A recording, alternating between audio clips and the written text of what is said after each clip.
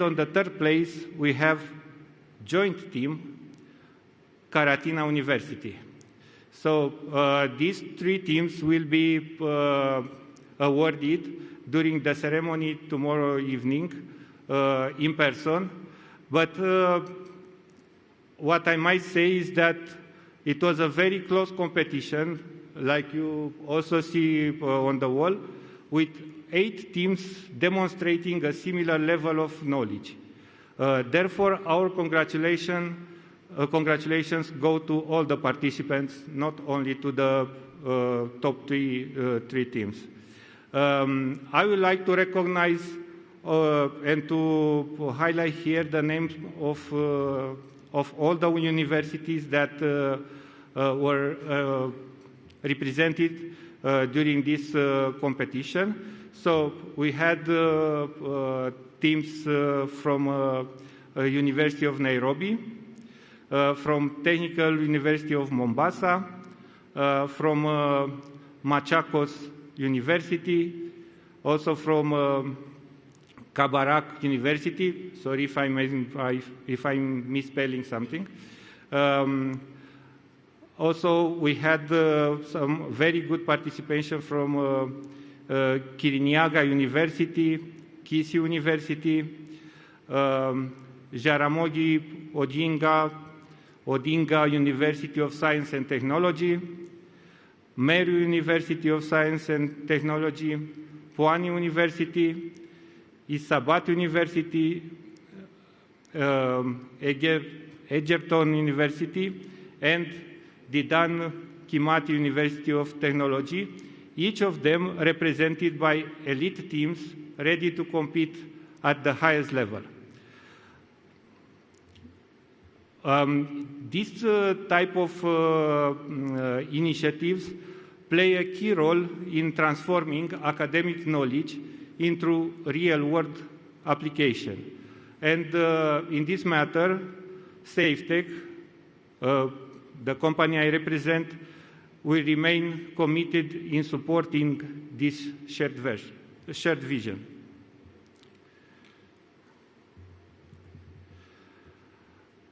At the end, I would like to thank again to the Ministry of ICT and Digital Economy for the invitation to collaborate on this initiative. As this is the first year when we organize this competition in Kenya, we look forward to continuing this partnership for many years to come. Thank you very much.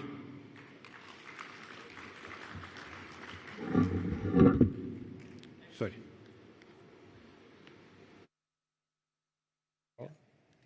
Look ready.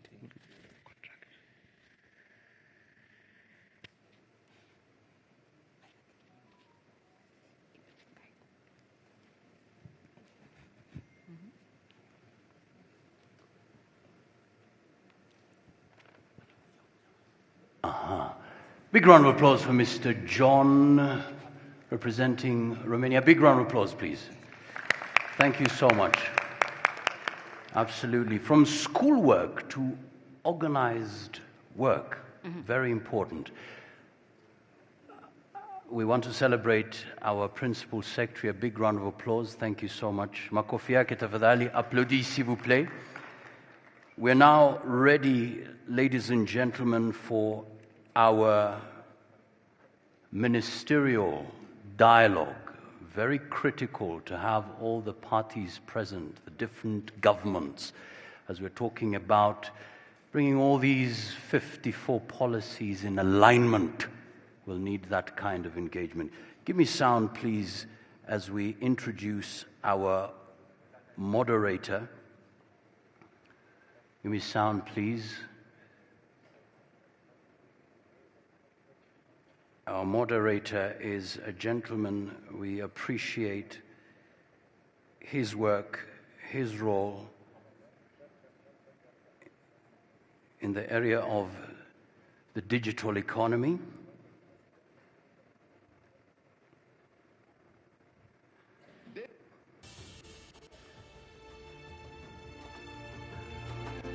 So let's have the first video ready to kick off.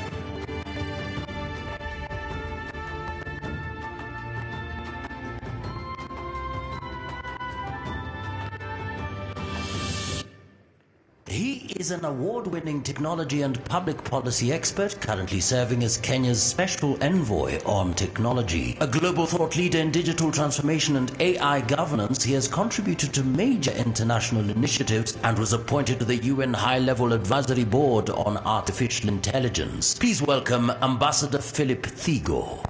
Big round of applause for him as he comes to guide us through this very critical engagement.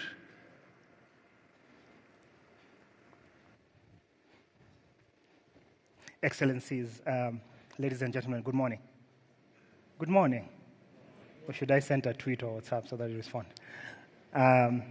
Thank you so much for inviting us to have this conversation. This panel is a very simple panel around AI, or artificial intelligence for Africa, looking at adoption towards continental leadership. In this panel, I am privileged to have distinguished ministers from Uganda, Malawi, Liberia, and South Sudan. It is my humble duty to now invite Honorable Dr. Chris Baryomunsi, Minister of ICT and National Guidance from Uganda. Please give him a hand of applause.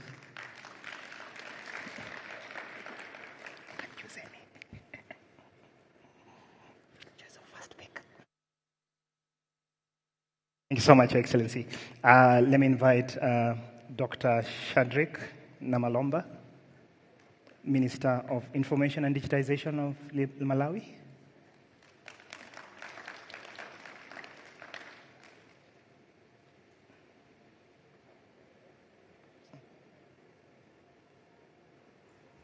Honorable Minister from Liberia, Honorable Sekou Nkrumah, Minister of Posts, Telecommunication and ICT. Do we have the privilege of having the Minister from Liberia?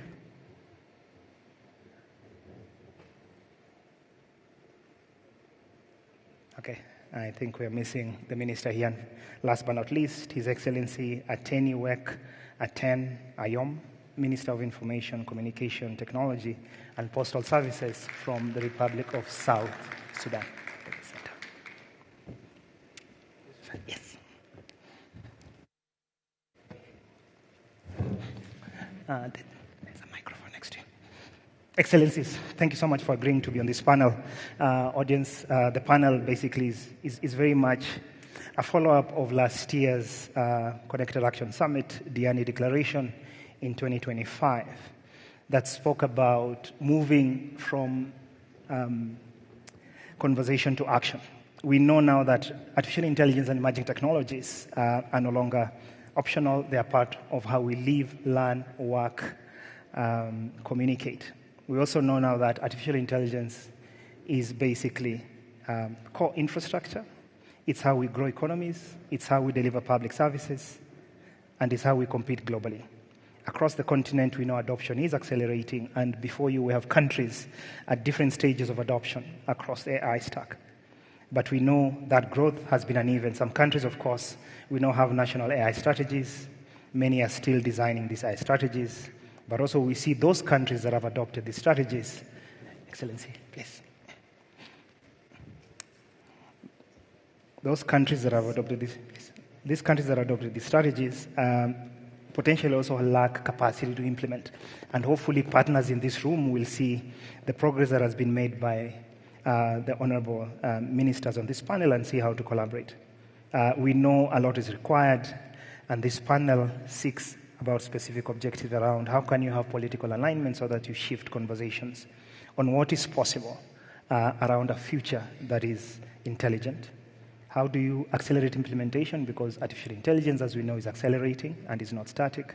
But I think also is how do we collaborate in a way that then speaks to a continental agenda. And I think the curators of this panel have been very clear that the ministers come from different regions of the continent.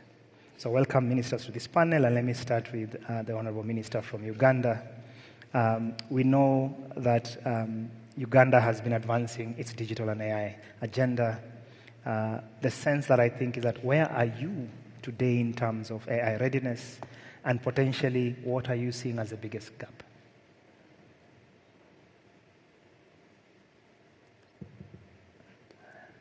Thank you very much, Mr. Moderator, and I greet my fellow panelists and the members of the audience. As we know, technology is moving fast, and so is AI. And this means in many of our countries, including Uganda, we should not only move fast, but we must run in order to catch up with the technology revolution. In our case, as Uganda, AI is now a reality, although it's moving faster maybe than us. We are among those countries that are now writing our strategy, bring on board different stakeholders, government, private sector, our partners, so that we move together as a country. But much as we are writing our strategy, already AI is part and parcel of what is going on within Uganda. We've developed a number of laws and policies. For instance, we have a data protection and privacy law. We have established an office. We work with the academia and many other stakeholders. Some of the issues that we see as we adopt AI and these emerging technologies are that, one, most of the AI systems we see are developed elsewhere. So we are just consuming what is coming from outside. So the question is, how do we build our own domestic capacity to be able to adopt and integrate AI systems which look at domestic issues? And the question of data becomes very important, that we should be able to generate. Yes, we generate a lot of data, but how do we store this data? Who can access this data? Capacity to store it. That speaks to infrastructure. We are trying to do everything possible to build the digital infrastructure required to store this data. The data centers, we are yet to build our own cloud, government cloud, and the issues which come, do we have adequate capacity to have these infrastructures within Uganda, or we can share at a regional, maybe East African level, or even at the African level? We may not necessarily store data in Uganda, but if we store it in Kenya, in South Africa, or in any country in West Africa, shall we still have control over it? How much can be shared? All these questions are what we are looking at. And I think these issues cannot be left to government to decide alone. We must put in place a framework where we collaborate and work together as African countries, but also even locally within the country. Government should work with the private sector, work with the academia, work with the civil society, so that we have this shared responsibility of building internal AI systems if we are going to see that we address these issues of sovereignty. So we are moving, and we are trying to see how to run so that we catch up with the rest of the world. And also trying to address the internal digital divides that are within the country, as we also look at the global digital divide, but also within the country, rural, urban, the gender divides, the demographic divides, the young, the old, gender divide, all these issues are being addressed within the country. So we are on, and the reason why we are here is to see how to explore partnership amongst the governments, but also all the actors, so that we move together as a connected Africa. Thank you very much. Thank you so much, and please, you can give a hand to the Honorable Minister. I think I have a lot of expert friends in the room, and I see them on the wings, and I think, Honorable Minister, is like you've been in our rooms, listening to these conversations around one we need. It's an all-in effort. It's a multi-stakeholder effort. Currently, as you know, the capacity around artificial intelligence really sits around private sector. And I think you speak very clearly around being able to partner, but then partner within the confines of sovereignty. And I think for me, you really bring this issue around African agency. Is how are we just not consumers of technology, but also build capacity and capability, especially around artificial intelligence that speaks to our own reality. And I love this idea around regional collaboration, because I think a lot of us have been struggling with this conversation. is, do we all have to build data centers? Do we all have to have hyperscalers? But then there's new concepts that I think hopefully this summit will evolve around data embassies, for example. That yes, you can offshore your data, but then there's a data embassy as a new concept that still enables Uganda to keep control of its data. And thank you so much for bringing this issue around inclusivity, where I need to move to Liberia. And I know, I think you bring this very important perspective around inclusivity, especially of the informal economy. And similarly to Uganda, because I work with folks from Makerere University, and Uganda, you are not catching up, believe me. You've been leading especially around experimentation around AI from blockchain. This is from the early days of AI in 2017, and we've learned a lot from Uganda around the informal economy, but also how Uganda has been able to deploy artificial intelligence around land records. And so I think with Liberia is how do you ensure that these technologies are just not frontier?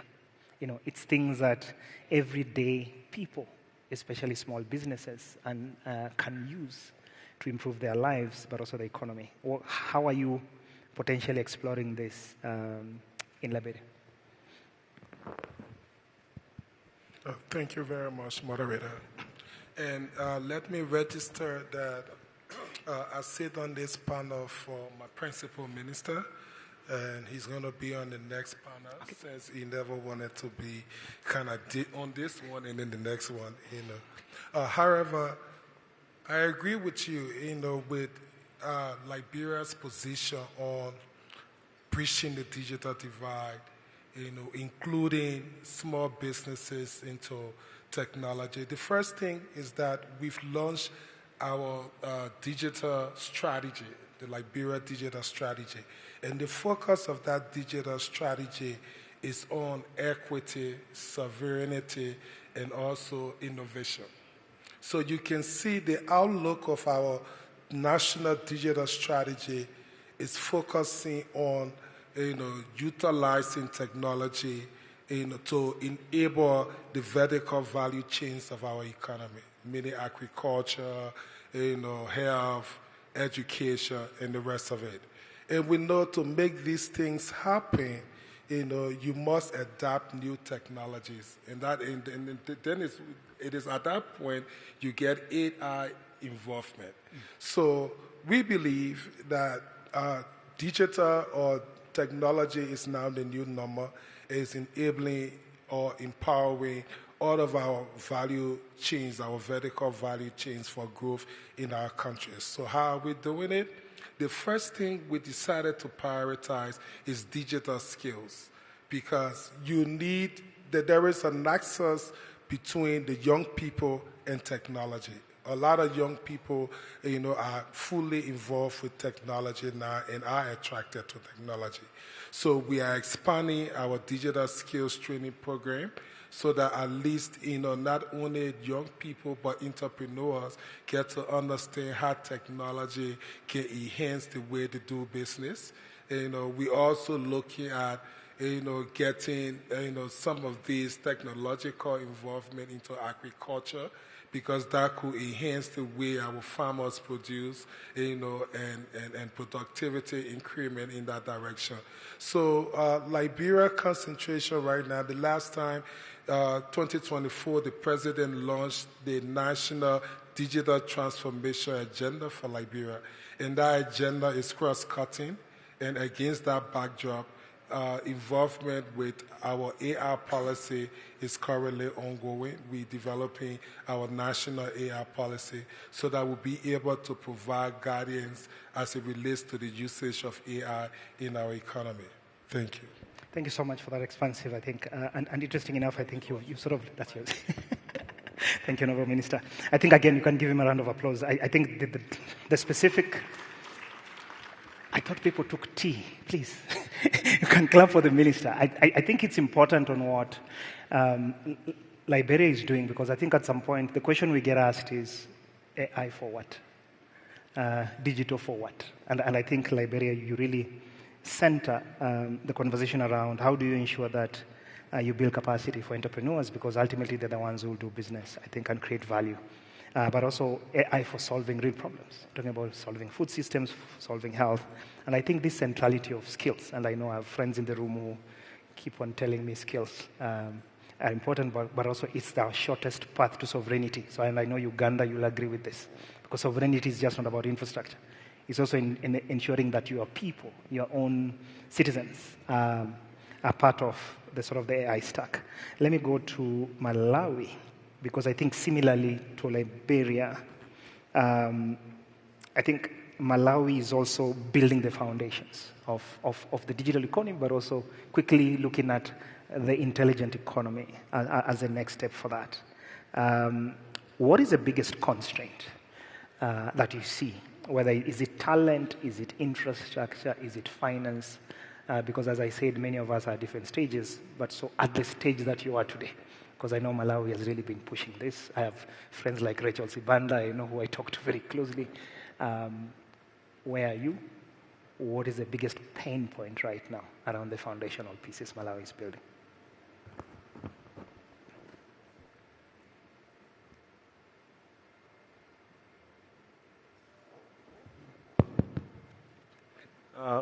Thank you very much, Mr. Moderator. Where we are and what challenges we face. We have made tremendous efforts to get ourselves ready for the digital transformation. And thanks, I must register this, thanks to our partners. We have support from institutions such as World Bank, the EU, UNDP, and also our friends from China who are working with us. One, in the area of digital infrastructure. We are upscaling our data centers to ensure that the servers that we have there are AI ready, but also we are working on getting what is important in this digital transformation, getting the national IDs going digital. And to that extent, we have achieved a remarkable progress.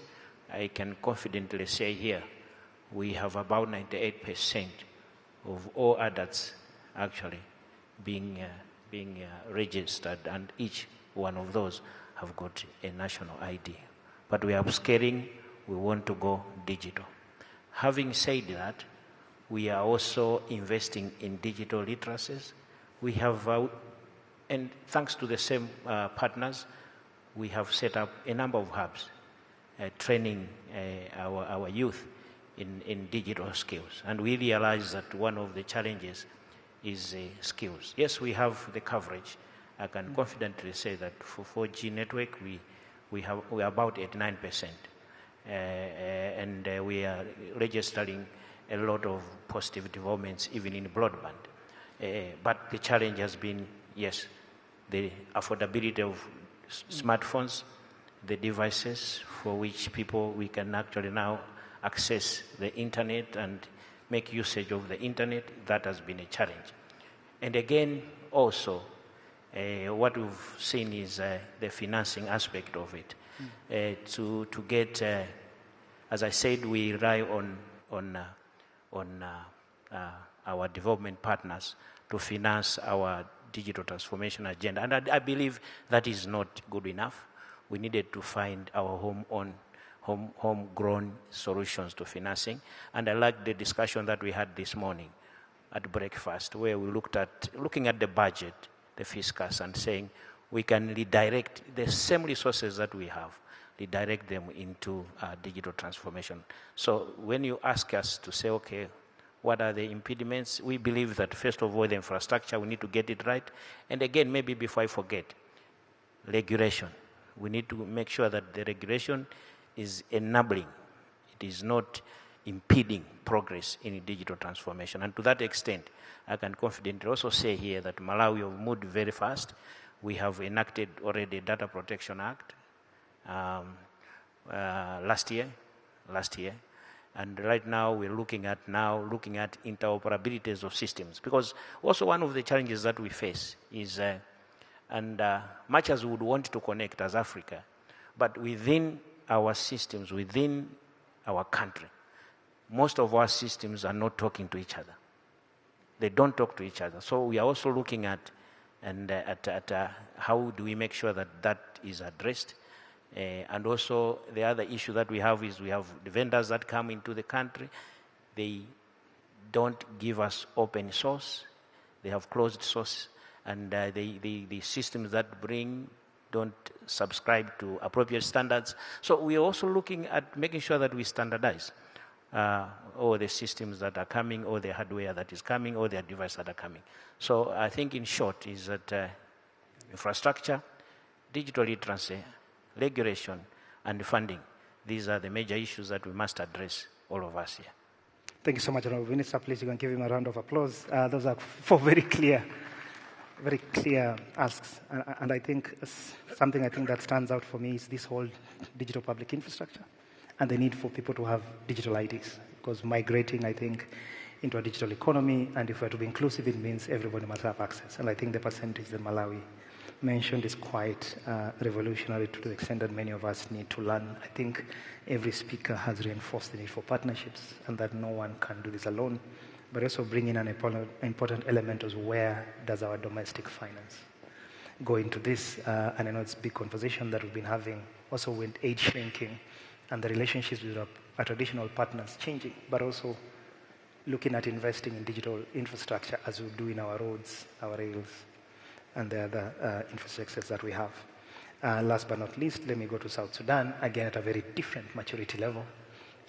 For South Sudan, it's very much looking at preparing for the digital economy. So, Honorable Minister, we were all there where South Sudan is and starting. So I think my sense is that, what are you thinking? And you've heard from the three countries, especially this infrastructure bit. So what is your vision? And I know you've really been thinking a lot about this particular part.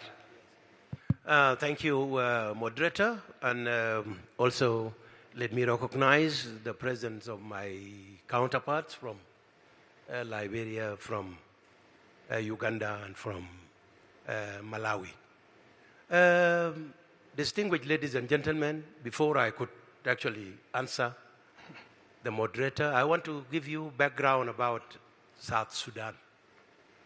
South Sudan being the last country that gained independence 50 years after first colonial independence of Africa. So when we gained our independence, we were supposed to be the luckiest country in Africa because we were starting from the scratch. There's no old, outdated systems of digital connection that we are supposed to discard and then start the new one. Unfortunately, 2 years after independence, 2.5 years after independence, our country slipped into civil war and gone into crisis. The political crisis in the country came to halt when the IGAD, which include this great country of Kenya, we are now sitting to discuss Connect Africa. Peace agreement was initiated, and later on, we went back to war. And the peace agreement was revitalized in 2018. Now, 11 years down the line of the 14 years of independence, we have been transitioning from political crisis to relative peace in the country. Our president, General Salva Kiir Mayardit, has accepted to ensure peace comes first before anything else in the country. That is why we are the only country in Africa that has 5 vice presidents in order to accommodate everyone so that we stay peacefully in that country. Now, when we come to the point here today, South Sudan is building its digital infrastructure. We have started now with building the fiber optics, which will cover 2,700 kilometers of inland in South Sudan. And you know, South Sudan is a very vast country that is almost 650,000 square kilometers. So it's a vast country. In order for you to put fiber optics, it will also take time. And I've seen the presentation that was given to us here when we were out there. The fiber optic is started from Nadifal, then to Juba, and from Juba to northern part of South Sudan, east and west. In order for us to catch up the way my brother from Uganda was talking, we have to have a very high speed so that we come to the point where all the African countries actually stood. We started with initiating laws that governs, because anything that you do digitally can also be subject to abuse. And if it is abused, there has to be certain laws that brings in or bring to book those who actually abused. So we started with the Cybercrime and Abuse of Computer Act 2025, which was passed last year and received the assent of the President in 2026. Now we are about to establish the ICT authority. So we have not yet started, we have not yet established it, but we are on the verge of establishing it. The other important is that we have a data center being built. It is now halfway to complete, and the Data Protection Act is on its way to be a law in the country. Having these two will actually enhance our ability to be able to participate digitally and ensure we close the digital gap. Apart from this, we have established the National Communication Authority since 2012, which is actually picking up very well. And we are also rejuvenating the issue of, we are rejuvenating the digital transformation, which is now underway. On digital finance services, we are integrated with East Africa Community through EACO to the whole of Africa through Smart Alliance. The government also is putting in place the ICT in the heart of its priorities through policies and legal frameworks, and we are also developing artificial intelligence regulations. South Sudanese, and particularly the young men and women, might be aware of the existence of AI, which some of them are actually exceedingly abusing. They have come to the point of knowing that artificial intelligence, when used positively, it is enhancing the innovation ability. And we have seen the two gentlemen that participated in Rwanda recently, and they were able even to win the prizes of $10,000 each. Now it has even sent a signal to those who are trying to abuse the AI so that they torment and bully their perceived enemies online. So in reality, South Sudan is developing so that it catch up with, with its sisters in African continent and particularly in East Africa. While South Sudan is struggling with socio-economic issues, government has embraced the emerging technologies to catch up with the region. I think up to this point, I beg to return to Thank you so much. the moderator. Thank you. Please, you can give South Sudan a hand of applause again. And I think if the last 1 month has been a lesson to the whole world, has been the importance of peace. And that we see South Sudan is a good exemplar on how you can build resilience, because what you've talked about really is through your different transitions and the complexities of, how do I say it, context, it becomes important to find a way to stabilize the country. So the 5 vice president, I think, is an interesting governance model in terms of inclusivity. But again, how you quickly come back to find a way to start to build this resilience infrastructure in a way that is very creative. And I can see how we say you're building an engine as you fly. So the plane is already in the air, and you're doing data protection, cybersecurity, AI. You're also building institutions, which is interesting, around whether it's a communication authority or similarly to our ICT authority. And I think this catching up, I don't understand. I think you are there. And so I think we need to build a little bit of confidence. I think we can learn a lot from countries like yours.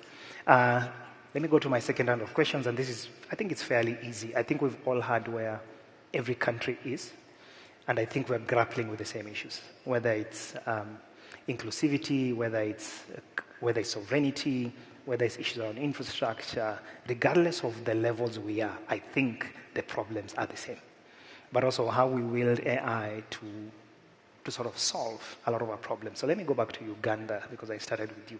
I think now that you see where we are, I think for me the question would be, and I know South Sudan, you've talked about integration with Africa. I think so Uganda, how do you see us moving together? Because I think we've seen one, and you've said it, no one country can do it alone. No one country can build everything. So from your vantage point, how can we do this together?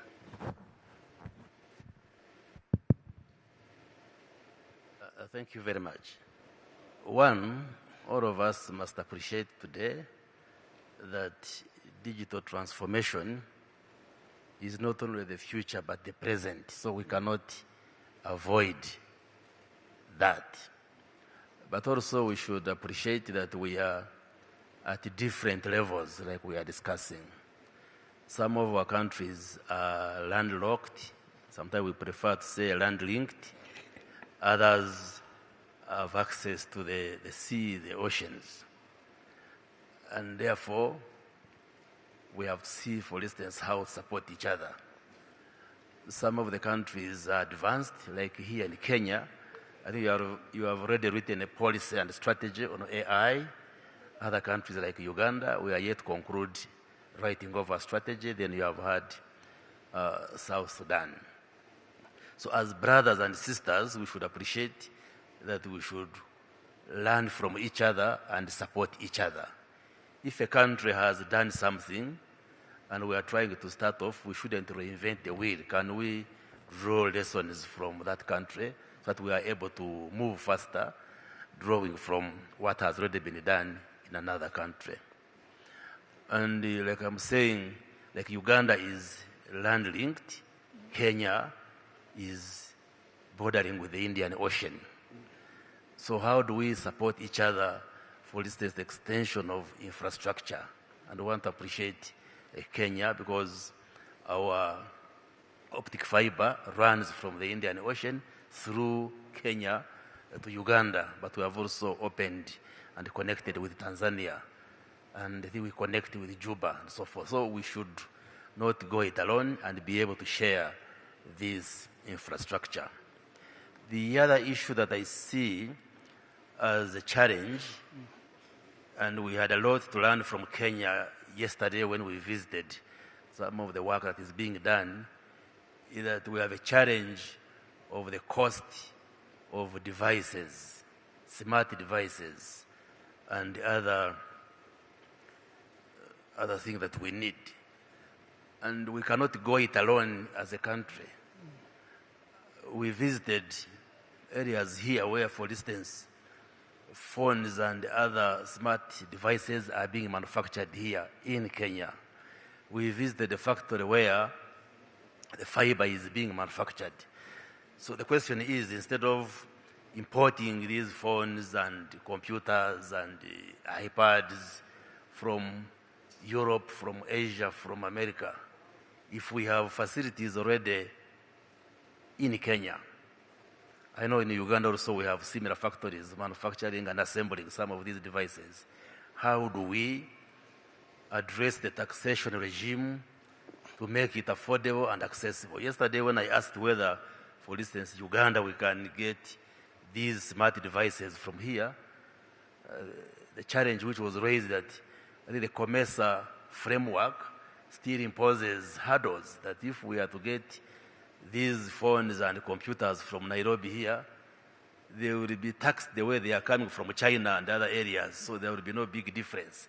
These are issues which we must address as governments so that we are able to build our own capacity as a region. Then lastly, we have an issue of funding. First of all, you asked a question. It's not enough to just build infrastructure. It's not enough to have data centers and fiber optic and so forth. The question which we must address ourselves, why? At the end of the day, what do we want to achieve? And I think it is imperative on all of us, especially we policymakers, that we engage our governments to appreciate the importance of building a functional digital ecosystem within our governments. Right now, for you to gain efficiency, to have better outcomes in all areas, whether it is healthcare, whether it is transportation, whether it's commerce, whether it's education, we need to integrate digital services. And this speaks to the issue of even funding. You will find in most of our countries, these interventions are being supported with resources from external partners, World Bank, China Exim Bank, and maybe our governments are allocating insufficient resources to drive this agenda. So as ministers responsible for digital transformation, the policymakers, we must speak to our presidents, we must speak to our governments to allocate adequate resources in order for us to strengthen our digital economies, and the collaboration becomes very important. If, for instance, the Minister of South Sudan would want me to come and speak to the leadership of South Sudan, we can come.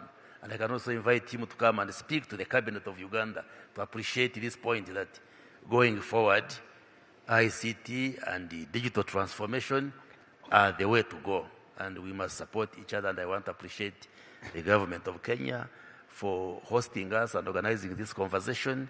And I think going forward, there are many lessons we shall have to go back home with. Thank you very much. Thank you so much, Honorable Minister. I've been warned that I only have 5 minutes, so I'll request my panelists to give me a couple of closing remarks. What did I not ask, and what do you want to tell the audience about Malawi? And I'll go to South Sudan, and I'll go to Liberia on the same breath. Move the seats. Thank you very much, Mr. Moderator. And for Malawi, one message is that we are ready to collaborate.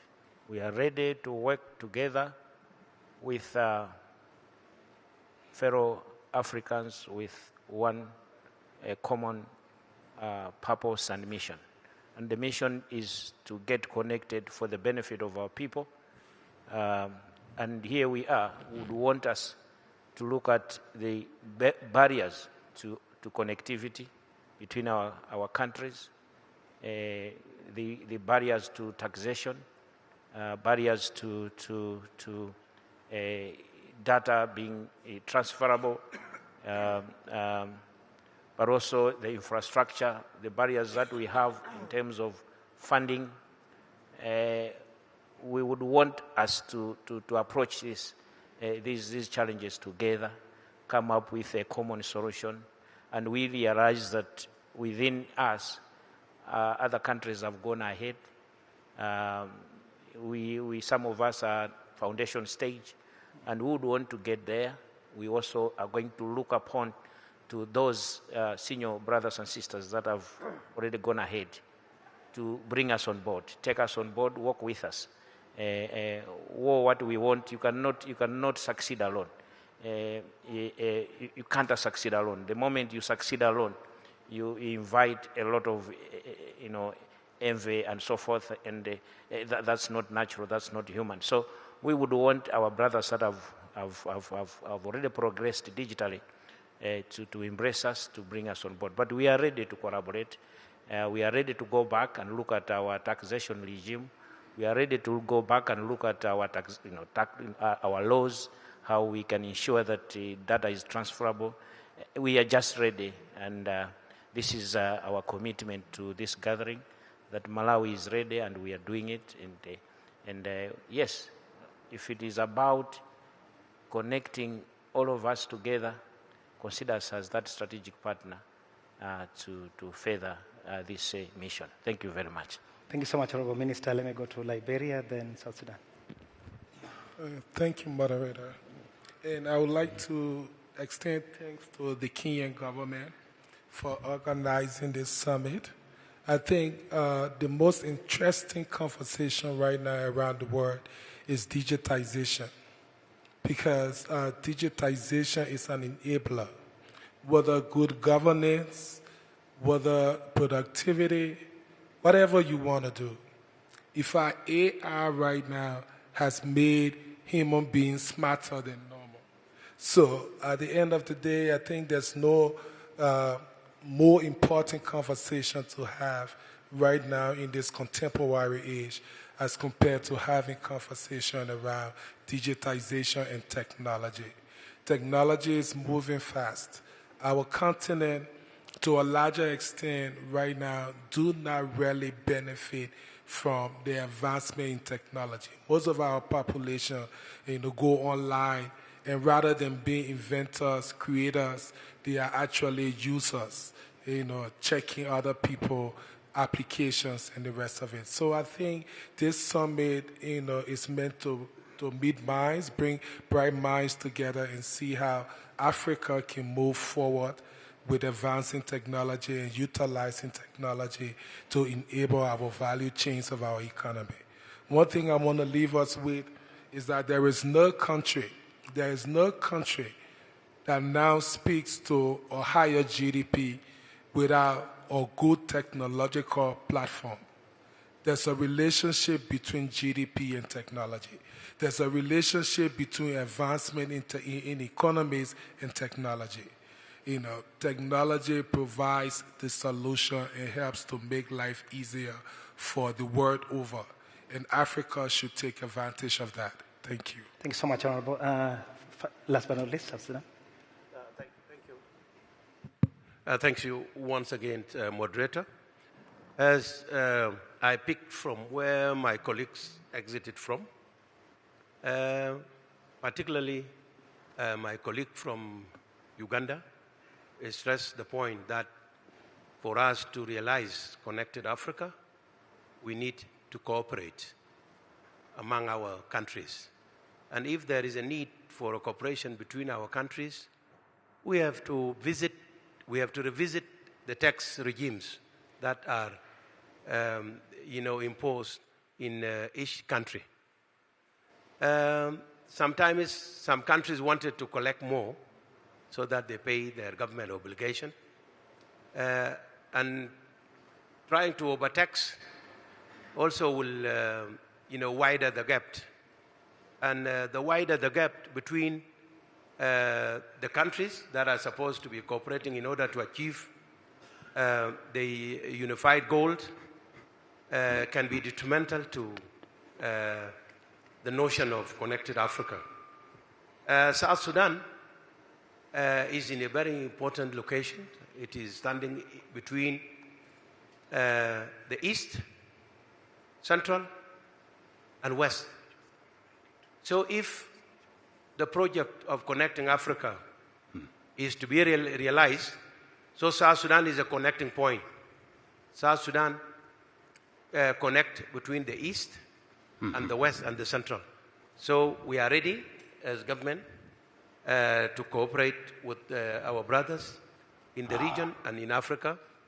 And also, I do agree with my colleague of,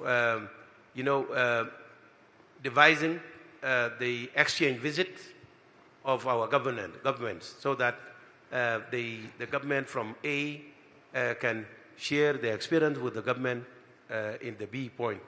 Thank you. Thank you so much. Please, you can give a round of applause to the ministers. So quickly, and I know the MC is on my neck. Absolutely. One, I think, is that we now know from the 4 countries that the AI journey in Africa has not been uniform, but we seem to have the similar problems, and then it calls for more collaboration and more connectedness. Hence, the theme is important. I think from Uganda, we've had multi-stakeholder collaboration. We've had infrastructure that needs to be built and shared. From Liberia, I think this idea of equity and inclusion and real-world impact, the idea from Malawi around foundational AI readiness and ensuring that things like innovation hubs and skills are things that will work. And South Sudan, we've had of a powerful perspective from building from the ground up. And I think many of us have to learn around how you build resiliency and build an engine as you fly. Key lessons. One, I think digitization is key. And we need to build across the entire stack. Talent, skills, sovereignty, pro-innovation, regulations. No country can build this alone. So collaboration. And I think the takeaway of an exchange was interesting. How does a minister go to another country to exchange? Finally, taxation and funding. I think if there's a resolution from this conference, I think those are 2 things that are emerging. And with that, I beg to close this panel, and thank you so much. Big round of applause for the moderator, please. Thank you so much. Let's have sound right there. We'll take a photo, group photo. Give me sound, please. Thank you so much indeed. All right. Another beautiful round of applause for the moderator and the panelists. Our chief guest has arrived. I'd kindly request our ministers to please be guided so that we can later on come in with our chief guest, His Excellency, the Deputy President of the Republic of Kenya. In the meantime, dear delegates, we'd kindly request that we settle down. Ambassador Philip Thigo, thank you so much. Really appreciate it. We'd kindly request that we settle down. Once His Excellency comes in with his delegation, we'd kindly request that we minimize our movements so that our focus be set in that spirit of connectedness. But in the meantime, thank you so much. Cynthia, powerful discussions already. And we have Liz as well. Yes, good morning, afternoon. Aha. I love the discussions as well. No, not yet. Yes. So we did have a group, an entertainment group, so we still want to appreciate the Kenyan taste. But later on we'll be getting a bit of Lingala. Rita, are you still there? From DRC. A big round of applause for DRC. DRC is well represented here. And South Sudan, Joseph, the land of tall people. A big round of applause for South Sudan. At some point, I'll need Cynthia. a photo with him. Just for archive's sake, you know? They don't make them like that in Kenya. And I'm just saying. They really don't.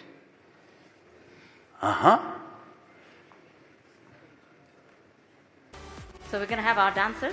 You promised me dancers more time. Yes, the dancers are here. It's just waiting. Are we fantastic, the drum beats of Africa. And you said you wanted a Congolese beat? I mean, if they do have it, but this is going to be a special one from Rita. She's, I'm sure, very... and by the way, the gala dinner is happening on Friday, is it? Yes. Absolutely. So Friday, please prepare yourself. I'm very ready for it. Exactly. My African attire is all set. Exactly. Because then if you're talking about Africa, you want to show up in an African attire. Boom. Oh, best believe that's actually what I'll wear tomorrow. There I we mean, go. it'll be 4 days. Why not show up in African at some Absolutely, point? absolutely. So But that was a beautiful panel, I must say. Yeah, remarkable, interesting. remarkable, no question about it. And every time, you know, Ambassador Thigo is in the building, he's going to have amazing conversations, and even more importantly, some great takeouts. Very, very good takeouts. Absolutely, and So as we're preparing for the team to come in, We'd like to know. I loved one statement that was made. which was? That the digital space offers the shortest path to sovereignty. We don't have to go to any forests. We don't have to shed blood. No. we don't. If we just connect, that's it. The digital technology is now the new normal. And we don't have to be users anymore. We are the creators. Boom! Building our own capacity. That's Precisely. the... Because we have what it takes. We have the infrastructure. There we go. We have the data. The data. We have the personnel. The personnel. We have everything that we Everything. need. So why do we need to look out elsewhere? Boom. We have everything we need right here in the beautiful continent of Africa. Absolutely. And I celebrate our principal secretaries here. Yes. The digital economy. We are building our very own capacity. We are stopping the whole culture of being just